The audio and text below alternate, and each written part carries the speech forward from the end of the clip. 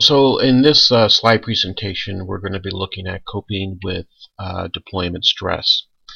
This is a presentation that I did back at Fort Wainwright, and it's been updated a few times since, but I'm presenting it here. I'm not going to present the entire presentation due to time restraints and having to break this up just to get it on the site. So for starters, let's look at stress. I'm not going to read the slides to you. That's something that's just that you can do yourselves as we go. I'm just going to be pointing out things I think you need to be really in tune to. And the first bullet statement is the perception of physical and psychological threat or danger. So when you think of stress, by definition, think of how it applies to military families and with soldiers. When you think of the perception of physical and psychological threat or danger, what does that mean to a soldier? What does that mean to a dependent spouse? What does that mean to a child? So you need to extrapolate those kinds of concepts and put them in different areas within a psychosocial perspective and try and interpret the meanings of physical and psychological threat or danger. The next thing is we need to look at how we handle stress by our personality, our makeup.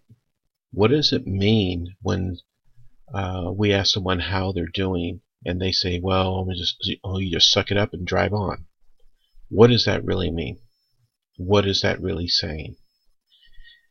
As a friend or a concerned individual, we just sort of think, well, they're just being strong and they've got work to do and they don't have time to entertain their feelings. As a clinician, we might think they're in a lot of denial. Suck it up and drive on. Yep, life sucks. The war sucks. Bad things happen to good people. But what are you going to do? Can't change it. Just got to drive on and do it. Is there any healthy thought in any of that? Is there anything that can be derived from that that can be used or capitalized on? Or is it just a phrase or a term used by people who are just in denial of their own stress? What causes stress? Of course, mental tension. We all have our mental breaking point. There's psychological threats. We get frustrated with the unknown. Does a spouse of a deployed soldier ever have the luxury of their time to feel like they have no purpose to their life? I never met one like that because they're too busy keeping everything together. Seeking work, job pressures, work overload, work underload. What causes stress? Think of those kinds of things and what causes stress in terms of the veteran who returns home, re-enters the workforce. More specifically, we're talking about Guard and Reserve soldiers who come back from deployment, they deactivate or demob, and now they're civilians again. So what does that say about their ability to handle stress? And the last one, of course, is technostress, that's something I experience a lot. Technology is changing so fast. It's tough for a lot of people, and I'm one of them, just to keep up with it. And so there's a tendency to stay ignorant, not get involved. That's for young kids. We dismiss it as it doesn't apply to us. And yet when we're faced with it, we stress out because we're not prepared to handle that.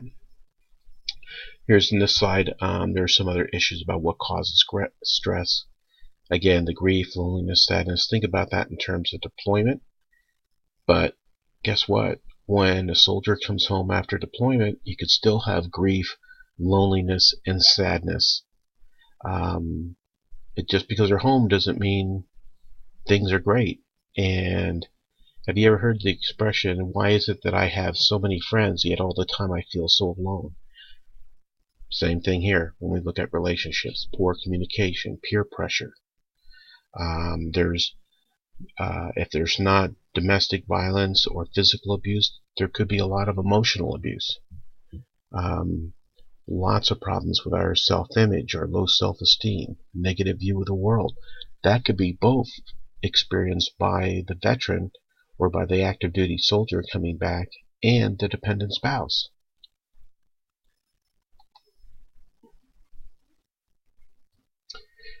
So here we have the stress factors relevant to military soldiers, and pay attention to these. These are all important.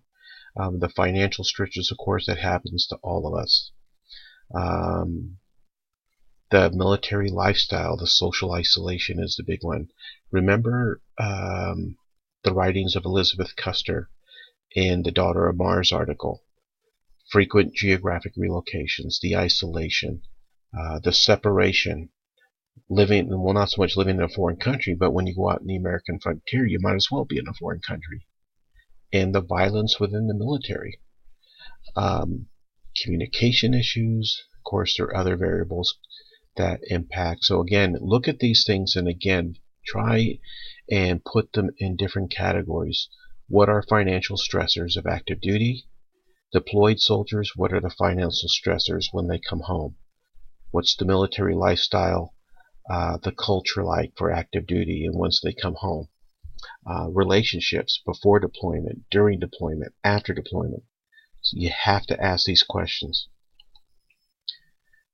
Reactions to stress, common stress reactions, fatigue, muscle tension. You could see the other things. A lot of these things, hypnosis is what I do in my clinic, works very, very well. I do a lot of anxiety with hypnosis for anxiety, for sleep disturbance, for fatigue, and I have very, very good results with that.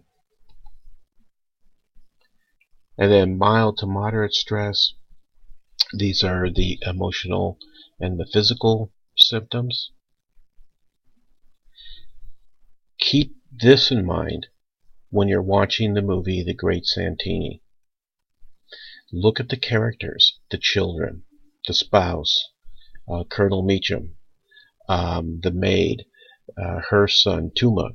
Look at all of the different characters and find out how many physical and emotional stressors can you detect in each of those characters. That will, again, will help you with your final exam. And then the last slide here is severe stress. Now, severe is just what it implies. It's severe.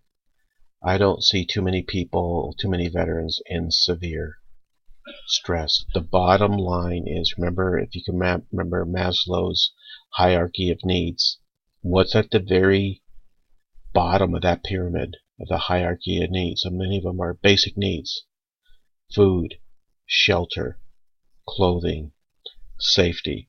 Those kinds of things are the most important things. When you get someone in severe stress, forget the counseling. You want to make sure that you satisfy their basic needs first and then move up from there. And I'll see you on the dark side in part 2 of this presentation.